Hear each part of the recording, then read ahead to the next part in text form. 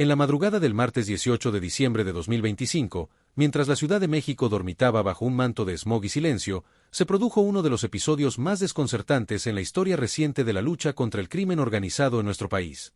Para comprender la magnitud de lo que ocurrió esa noche, debemos remontarnos varios meses atrás, a un México sumergido en una crisis de seguridad que parecía no tener fin.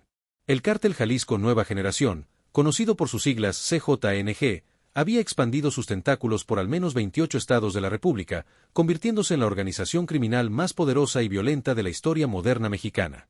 Su líder, Nemesio Oseguera Cervantes, alias El Mencho, era un fantasma que acechaba desde las sombras, una figura mítica para algunos, demoníaca para otros, pero innegablemente real en su capacidad de generar terror y muerte.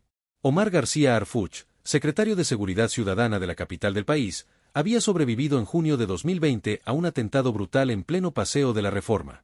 89 impactos de bala transformaron su camioneta blindada en un colador de metal. 3 de sus escoltas murieron protegiéndolo. Aquella mañana, el cártel había enviado un mensaje inequívoco: nadie estaba a salvo. Pero Harfuch sobrevivió, y con él, sobrevivió algo más peligroso para el crimen organizado: su determinación de desmantelar la estructura criminal que había osado tocarlo. Durante los años siguientes, el secretario se había convertido en una figura polarizante.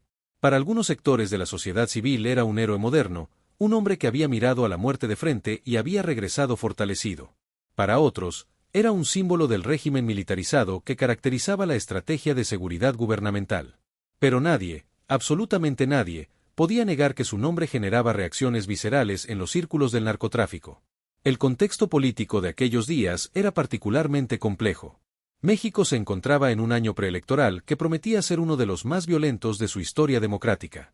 Las elecciones presidenciales de 2024 se acercaban, y con ellas, la incertidumbre sobre el futuro de la estrategia de seguridad nacional. El gobierno en funciones había implementado lo que llamaban abrazos no balazos, una política que priorizaba las causas sociales del crimen sobre la confrontación directa. Sin embargo, en las calles, en las plazas públicas, en los mercados y en los hogares mexicanos, la percepción era clara: la violencia no había disminuido. En todo caso, había mutado, volviéndose más sofisticada, más descentralizada, más brutal.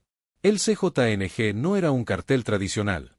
Había aprendido de los errores de sus predecesores, los grandes capós mediáticos que terminaron capturados o muertos.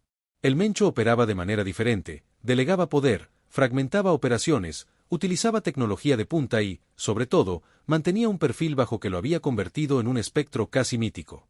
Algunos analistas de inteligencia llegaron a especular en informes clasificados que circularon entre agencias de 3 países que quizás el Mencho ni siquiera estaba vivo, que su figura era mantenida activa por sus lugartenientes para preservar el temor y la cohesión del cartel. En los meses previos a aquella fatídica madrugada de abril, algo había comenzado a cambiar en la dinámica de poder entre las fuerzas de seguridad y el CJNG. Harfuch había implementado una estrategia de inteligencia que los analistas describían como quirúrgica. No se trataba de golpes espectaculares ni conferencias de prensa rimbombantes. Era un trabajo silencioso, meticuloso, casi invisible para el ojo público. Células del cartel eran desarticuladas sin que los medios se enteraran. Rutas de distribución se bloqueaban sin operativos nocturnos filmados por helicópteros. Cuentas bancarias en paraísos fiscales eran congeladas gracias a cooperación internacional que nunca se anunciaba oficialmente. Era una guerra en las sombras, y por primera vez en mucho tiempo, el cartel comenzaba a sentir presión real. Los testimonios que han emergido los últimos meses, algunos provenientes de fuentes dentro de las propias estructuras criminales que solicitaron anonimato a cambio de colaboración, pintan un cuadro fascinante de paranoia creciente dentro del CJNG durante el primer trimestre de 2024.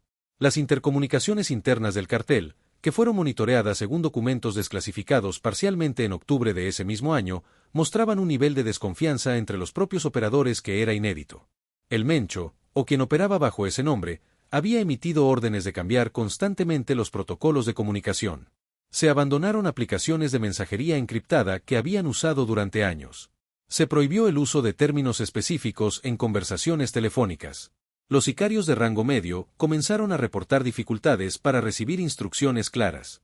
Era el caos organizado de una estructura criminal que sentía que alguien, en algún lugar, había penetrado sus defensas.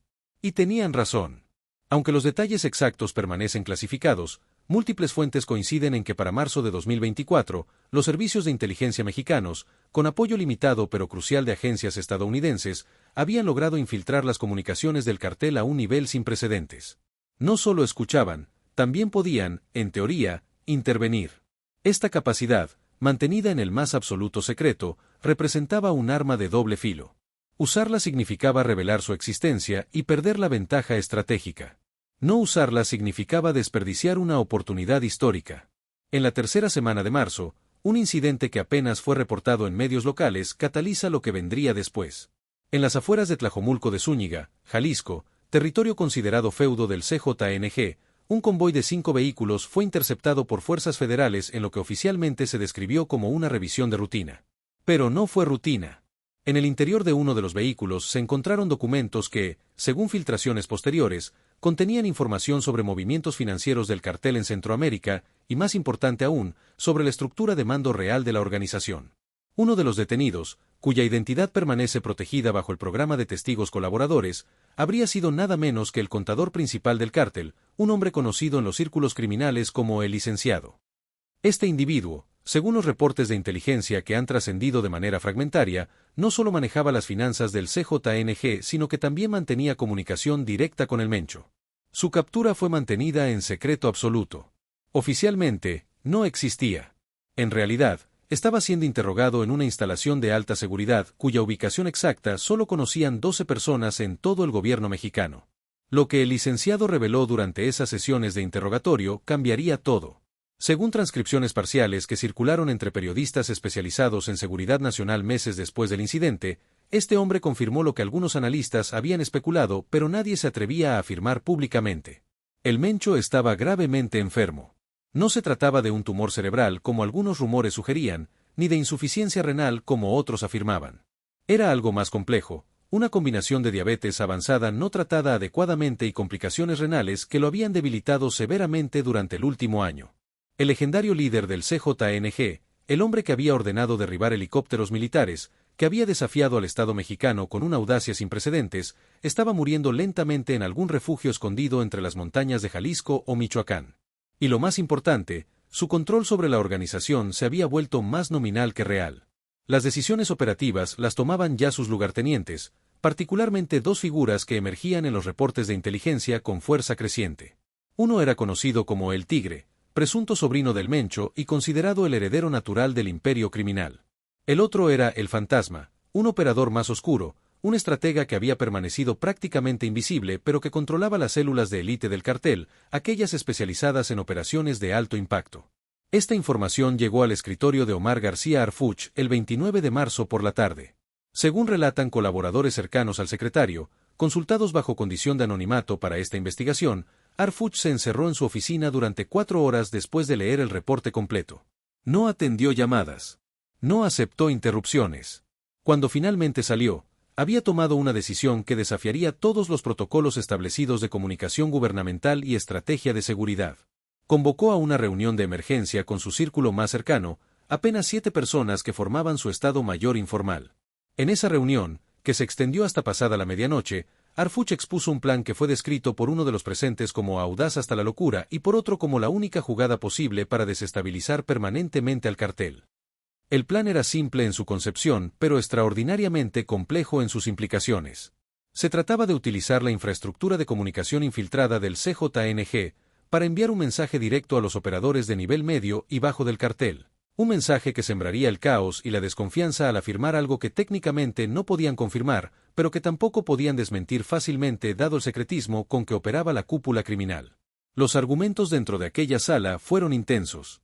Un alto mando de inteligencia advirtió que usar esa capacidad de infiltración de manera tan flagrante significaría perderla permanentemente. El cartel cambiaría todos sus protocolos y nunca más tendrían ese nivel de acceso. Otro señaló los posibles conflictos legales y diplomáticos de lo que esencialmente constituía una operación de guerra psicológica sin precedente claro en el marco legal mexicano. Un tercero cuestionó las implicaciones éticas de sembrar desinformación incluso si el objetivo eran criminales. Pero Harfuch tenía una respuesta para cada objeción. La ventaja táctica de la infiltración, argumentó, ya estaba próxima a agotarse. El cartel cambiaría sus sistemas eventualmente de cualquier manera. En cuanto a las implicaciones legales, señaló que no estaban afirmando nada públicamente, sino aprovechando una vulnerabilidad en las comunicaciones criminales. Y sobre la ética, su posición fue clara y directa.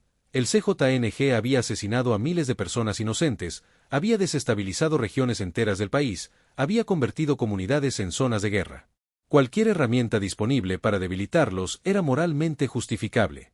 La votación entre los 7 presentes fue 4 a favor, 3 en contra. Harfuch dio luz verde. La operación recibiría el nombre Código Espejo Roto, y se ejecutaría en las primeras horas de la madrugada del martes 16 de abril.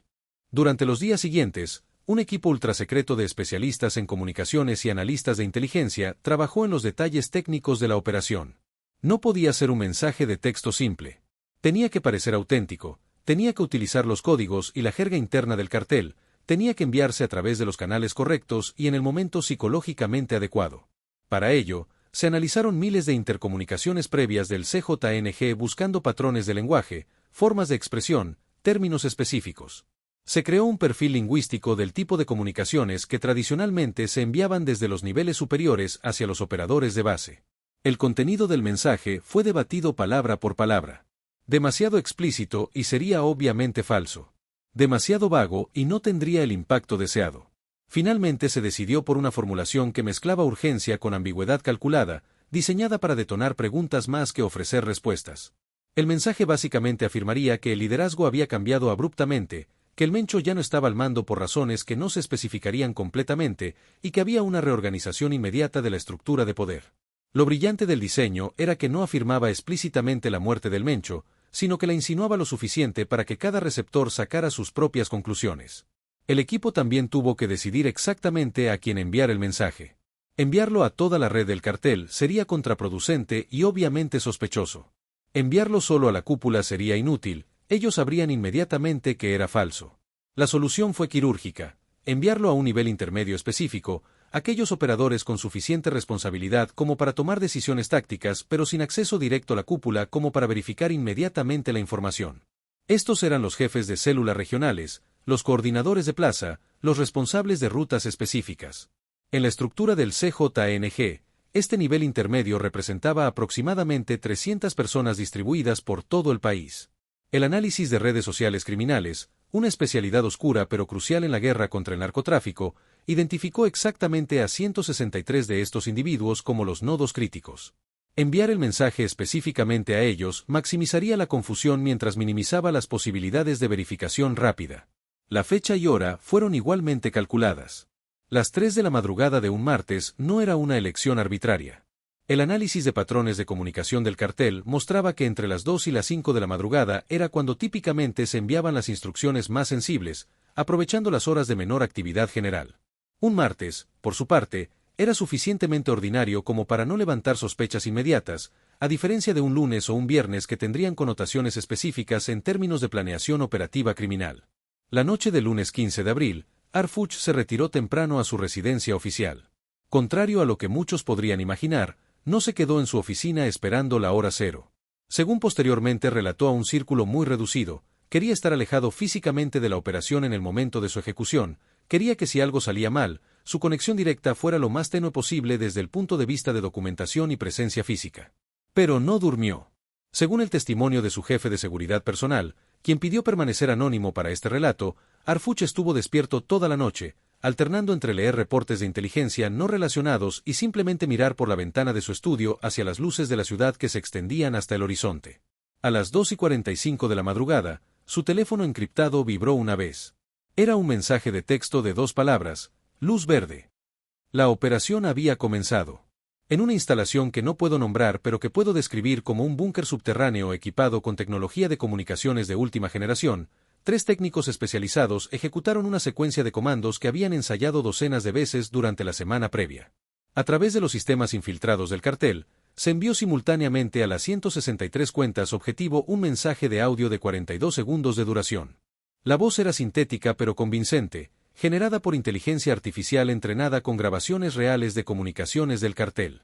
El mensaje era en español, pero utilizaba regionalismos específicos de Jalisco y Michoacán, y lo más importante, utilizaba códigos internos del CJNG que solo alguien verdaderamente dentro de la organización conocería.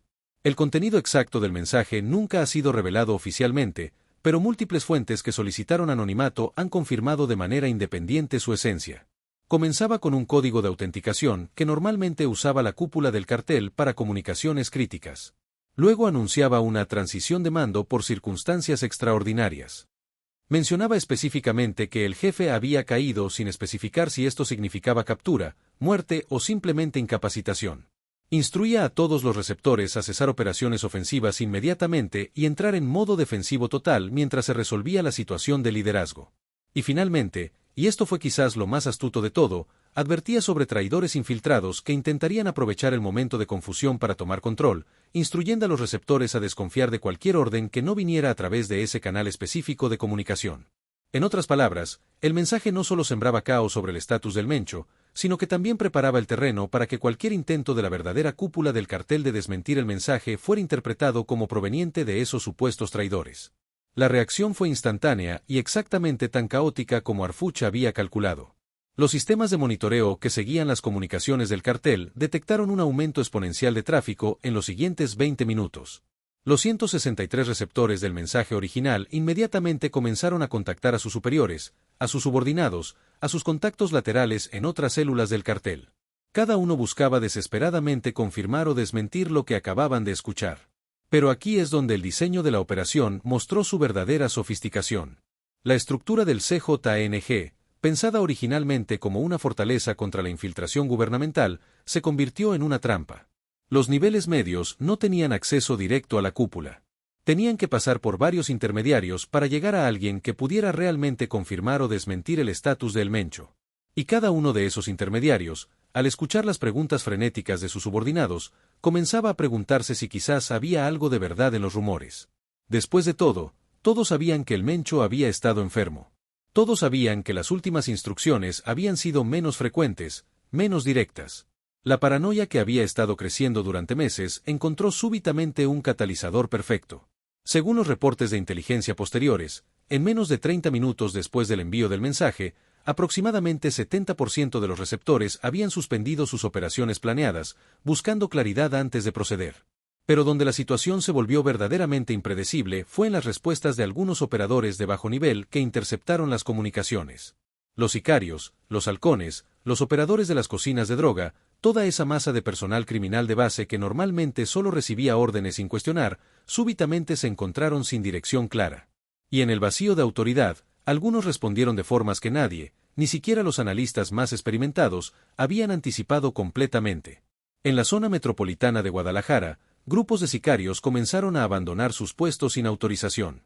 En Michoacán, células enteras cesaron operaciones y se replegaron a posiciones defensivas como si anticiparan una ofensiva gubernamental o de cárteles rivales. En Guanajuato, donde el CJNG mantenía una guerra brutal con el cártel de Santa Rosa de Lima, algunos operadores interpretaron el mensaje como señal para negociar treguas temporales ante la incertidumbre del liderazgo. Fue el caos, pero un caos contenido dentro de las estructuras del crimen organizado, invisible para el ciudadano común que dormía sin saber que en las sombras de su país se desarrollaba uno de los capítulos más extraños de la guerra contra las drogas.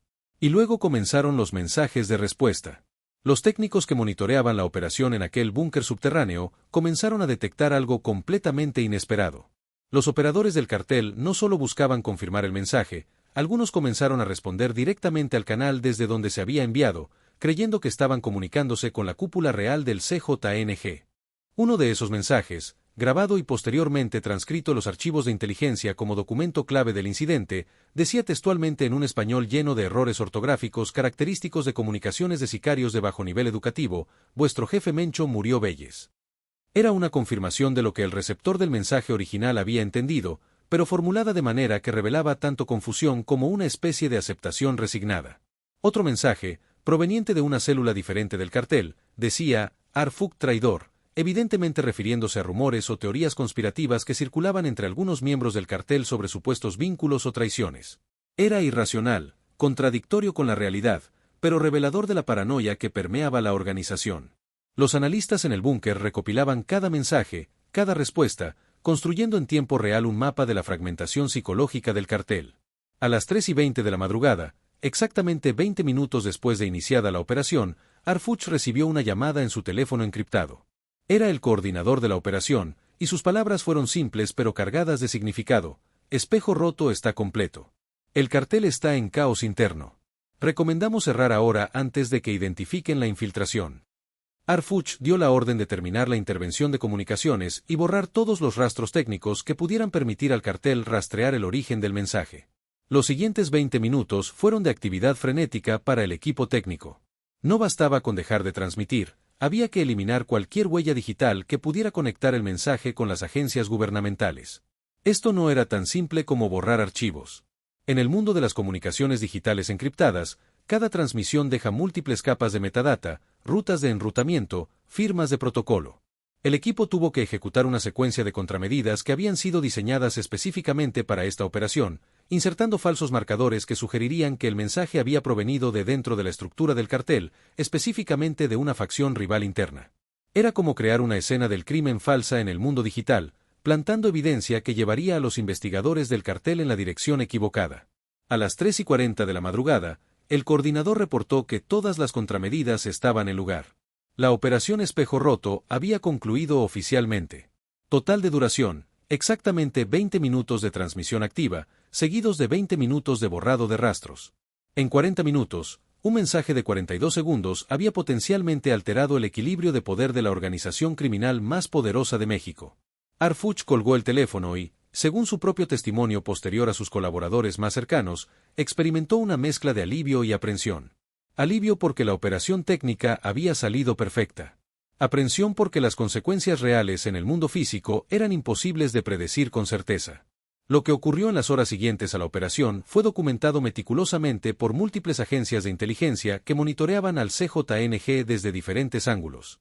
Cada una tenía piezas del rompecabezas, y solo posteriormente, cuando algunos de estos reportes fueron compartidos bajo protocolos de cooperación interinstitucional, emergió la imagen completa de la convulsión interna del cartel. En Guadalajara, aproximadamente a las 4 de la madrugada, se registró un movimiento inusual de vehículos hacia zonas rurales de los municipios periféricos. Los sistemas de vigilancia satelital y de reconocimiento facial en cámaras de tráfico identificaron al menos 3 convoy diferentes de camionetas sin placas, típicamente asociadas con el CJNG, moviéndose hacia las montañas de Zapopan. Los analistas interpretaron esto como células del cartel buscando refugio o posiblemente buscando confirmar personalmente el estatus del Mencho, quien se presumía que si efectivamente estaba vivo y enfermo, estaría escondido en algún rancho fortificado de esa región. En Michoacán, los reportes indicaban algo diferente. Ahí, el mensaje había sido interpretado por algunos operadores como una oportunidad. Viejas rencillas entre facciones locales del cartel súbitamente encontraron espacio para expresarse. Se reportaron al menos 2 enfrentamientos entre células del mismo cartel en las afueras de Apatzingán, algo prácticamente inédito en la historia del CJNG, que había mantenido una cohesión interna relativamente sólida comparada con otros cárteles mexicanos. En Colima, un estado pequeño pero estratégico por su puerto marítimo crucial para el tráfico de precursores químicos desde Asia, la respuesta fue de parálisis total. Las operaciones portuarias ilegales del cartel simplemente se detuvieron. Contenedores que estaban programados para ser descargados esa madrugada permanecieron sin tocar. Los oficiales corruptos que facilitaban el paso de mercancía ilegal reportaron que sus contactos del cartel simplemente no aparecieron o no respondieron llamadas. En la Ciudad de México, donde el CJNG había expandido su presencia de manera significativa en los últimos años a pesar de los esfuerzos de Arfuch, las reacciones fueron particularmente tensas. Aquí el cartel operaba de manera mucho más clandestina, sin el control territorial que tenía en Jalisco o Michoacán. Las células capitalinas del CJNG funcionaban más como franquicias semi-independientes, y el mensaje de las 3 de la madrugada las dejó en un limbo operativo total. Algunos jefes de célula locales intentaron contactar directamente con Jalisco buscando confirmación. Otros simplemente decidieron esperar, suspendiendo reuniones planeadas, entregas programadas, cobranzas pendientes. La parálisis temporal del cartel en la capital creó un vacío que otros grupos criminales más pequeños notaron inmediatamente. Según reportes de inteligencia posteriores, grupos locales de narcomenudeo que normalmente operaban bajo el paraguas del CJNG intentaron aprovechar la confusión para expandir sus territorios o renegociar sus términos con la organización. Todo esto mientras Arfuch, desde su residencia en algún punto de la ciudad, monitoreaba los reportes que llegaban cada hora desde diferentes fuentes de inteligencia. Para él, la operación había funcionado incluso mejor de lo esperado, pero también comprendía que lo que habían desatado era impredecible en sus consecuencias finales. La verdadera prueba llegaría al amanecer, cuando las comunicaciones del cartel inevitablemente llegarían a los niveles superiores de la organización y estos intentarían restaurar el orden. Y efectivamente, Alrededor de las 6 de la mañana, cuando el sol comenzaba a iluminar las tierras de Jalisco, la cúpula verdadera del CJNG comenzó a reaccionar. El Tigre, el sobrino del Mencho considerado heredero del imperio, había pasado la noche en un rancho de las afueras de Tepatitlán cuando comenzaron a llegarle reportes frenéticos de sus subordinados sobre el supuesto mensaje de la madrugada. Su primera reacción, según fuentes que posteriormente colaboraron con autoridades, fue de incredulidad. ¿Cómo era posible que un mensaje de tal magnitud se hubiera enviado sin su conocimiento o el de otros miembros de la cúpula? Inmediatamente intentó contactar con el Mencho, algo que incluso en circunstancias normales era complicado dada la paranoia sobre vigilancia gubernamental. Durante casi 2 horas no pudo localizarlo, lo cual en circunstancias normales no hubiera sido alarmante, pero dadas las circunstancias del mensaje falso, solo añadía credibilidad a los rumores de que algo grave había ocurrido. Finalmente, alrededor de las 8 de la mañana, el Tigre logró confirmar que el Mencho estaba vivo, aunque efectivamente enfermo y debilitado. Pero para ese momento, el daño ya estaba hecho. Cientos de operadores del cartel habían pasado 5 horas en estado de confusión e incertidumbre. La confianza en los sistemas de comunicación de la organización había sido severamente dañada. Y lo más importante, las grietas que siempre existieron bajo la superficie de cualquier organización criminal, por más cohesionada que parezca, habían sido expuestas y ligeramente ensanchadas. El intento del Tigre de restaurar el orden fue en sí mismo revelador de las dinámicas internas del cartel. Envió mensajes a través de todos los canales disponibles intentando desmentir el mensaje de la madrugada, afirmando que había sido una operación de desinformación del gobierno. Pero aquí es donde el diseño del mensaje original mostró su verdadera astucia. ¿Recuerdan que el mensaje falso advertía específicamente sobre traidores que intentarían desmentirlo? Algunos operadores del cartel, especialmente aquellos en regiones donde las relaciones con la cúpula eran más tensas, interpretaron los intentos de desmentir del Tigre exactamente como esas supuestas acciones de traidores.